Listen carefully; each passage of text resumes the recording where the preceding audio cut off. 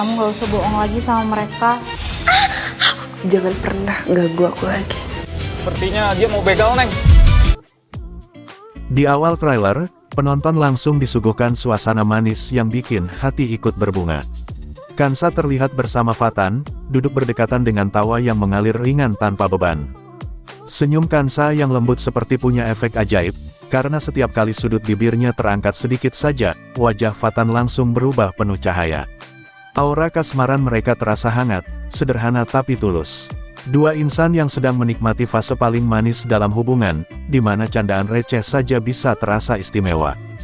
Fatan benar-benar sedang berada di mode bucin maksimal. Tatapannya ke Kansa tidak pernah setengah-setengah.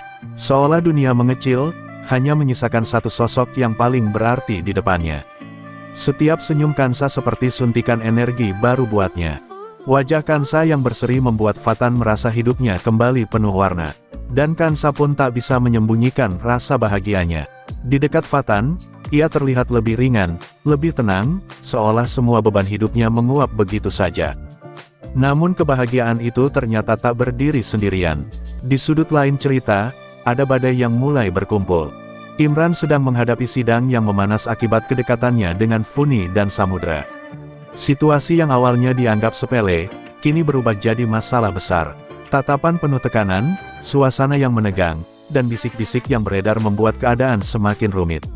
Ada rasa dendam yang perlahan tumbuh, rasa tidak terima yang membakar diam-diam.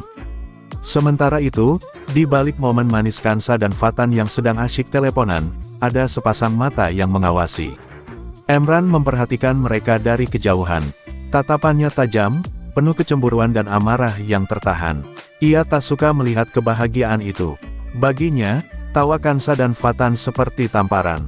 Ada rencana yang mulai tersusun di kepalanya. Kebahagiaan yang terlihat indah itu ingin ia ubah menjadi air mata.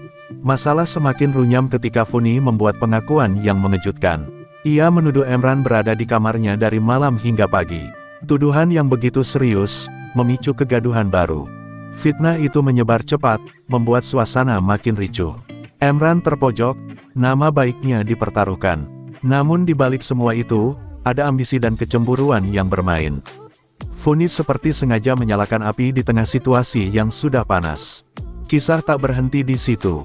Ketika Kansa sedang bersama Fatan dalam suasana santai, tiba-tiba Monica datang dengan amarah yang tak disembunyikan. Ia melabrak Kansa tanpa basa-basi.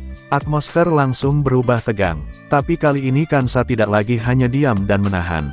Ia berdiri tegak, menatap balik dengan keberanian yang tak banyak orang tahu ia miliki. Kansa memang lembut, air matanya mudah jatuh ketika hatinya tersentuh. Namun di balik kelembutan itu, ada jiwa kuat yang tidak bisa diremehkan. Saat harga dirinya disentuh, ia tahu caranya membela diri. Sikapnya yang tegas membuat Monica tak lagi bisa seenaknya. Dan Fatan yang menyaksikan semua itu semakin kagum. Ia melihat sisi lain dari perempuan yang dicintainya. Bukan hanya manis dan penyayang, tapi juga tangguh dan berani. Rasa muak Kansa terhadap Monica terlihat jelas. Ia lelah dengan gangguan, lelah dengan drama yang terus berulang. Kali ini ia memilih berdiri, bukan lari.